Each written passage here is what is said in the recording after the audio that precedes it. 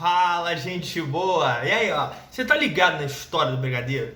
Você gosta de brigadeiro, aliás? Bom, se você não gosta, certamente você conhece alguém que gosta. Esse é um docinho muito popular no Brasil, mas que tem uma história um tanto peculiar. A história do brigadeiro em si remete aos anos 40 no Brasil, década de 40. Vamos lá, o que tava rolando e da onde veio esse negócio desse nome aí? Segue o fio. O Brasil tava vivendo no início da década de 40, né, a ditadura do Estado Novo, que vai de 37 até 45. O Brasil estava tinha entrado na Segunda Guerra em 1942, etc. E estava naquele contexto histórico bastante contraditório.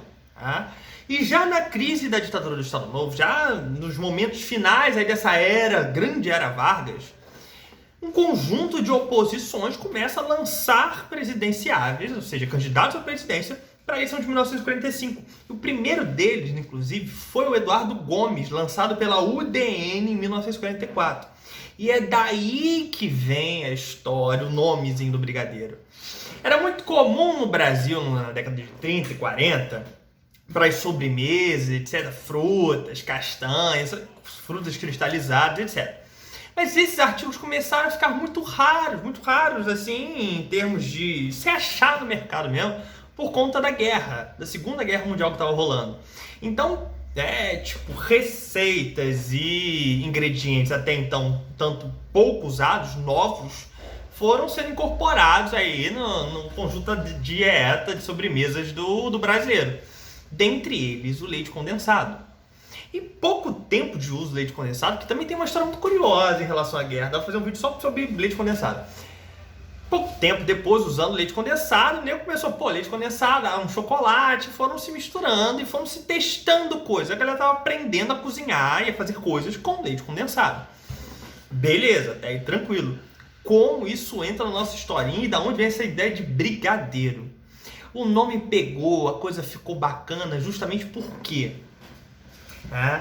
Nesse contexto da luta às eleições de 45, da campanha do Eduardo Gomes lá pela UDN, uma das táticas de movimentar a campanha e de fomentar recursos, ou seja, grana, fazer dinheiro para a campanha, era vender docinhos.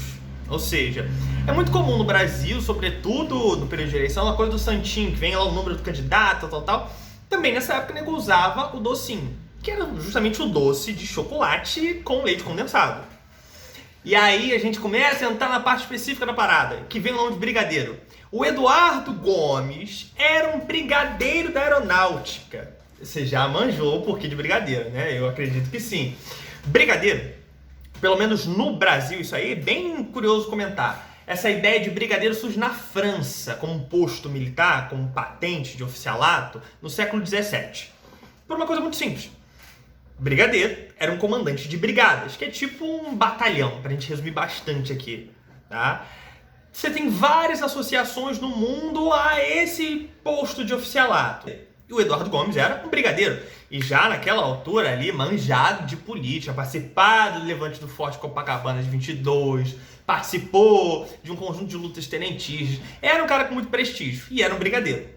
Né? E aí por isso a coisa logo foi se associando, porque as mulheres, inclusive, como uma tática, portanto, de fazer grana para a campanha, começaram a vender nos comícios, nas reuniões partidárias, o tal do docinho de chocolate, que logo foi sendo associado, o docinho do brigadeiro, o docinho do brigadeiro. É até interessante comentar pelo seguinte: as mulheres vão receber o direito ao voto no Brasil em 1932, no Código Eleitoral de 32, que vai ser oficializado lá, isso tudo no contexto de Vargas, na Constituição de 1934.